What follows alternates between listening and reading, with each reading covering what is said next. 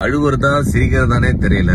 இவ்வளவுதான் நம்ம படிச்சு உலக அறிவுன்னு நினைச்சாலும் ஒருத்தன் சப்பையா ஆன்லைன்ல ஒரு வாட்ஸ்அப் மெசேஜ்ல 15,000 ரூபாய் என்கிட்ட இருந்து ஆட்டைய போட்டாங்க.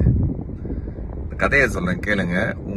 உங்களுக்கும் பயனுள்ளதா இருக்கும். உங்க நண்பர்களோட இதை ஷேர் பண்ணுங்க. கோயம்புத்தூர்ல இருந்து எனக்கு தெரிஞ்ச ஒரு பெரிய ஹோட்டல் தொழிலதிபர் அவரு வாட்ஸ்அப்ல இருந்து எனக்கு ஒரு மெசேஜ் வருது, ஐ நீட் அ ஹெல்ப் அப்படின்னு. நான் வண்டி ஓட்டிட்டு இருந்தேன். அவர்கிட்ட இருந்து ஒரு மெசேஜ் ரொம்ப ரேரா வரும். அவர்கிட்ட இப்படி ஒரு மெசேஜா?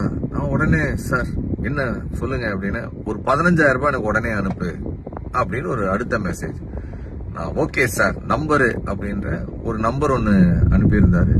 அந்த நம்பரை நான் செக் கூட பண்ணல. பணத்தை அனுப்பிட்டு பார்த்தா ஏதோ யோகேந்தர்னு சொல்லிட்டு வேற ஏதோ பேர் வருது. அப்போதான் எனக்கு டவுட் வருது, சார் நம்பர் இல்லாம வேற ஏதோ நம்பருக்கு அனுப்ப சொல்றாருன்னா ஒருவேளை இது ஸ்கேமா இருக்குமோன்னு நினைக்கிறதுக்குள்ள பணம் போச்சு. அவருக்கு போன் பண்ணி கேட்டா நான் நினைச்ச மாதிரியே, என்ன செந்தில் காலையிலேயே என் போனை வாட்ஸ்அப் ஹேக் பண்ணிட்டான், நீ ஒரு 500வது கால் எனக்கு இந்த மாதிரி பண்றது. இத்தனை பேர் பல பேருக்கு மெசேஜ் போயிருக்கு, சில பேர் பணத்தையும் அனுப்பியிருக்காங்க.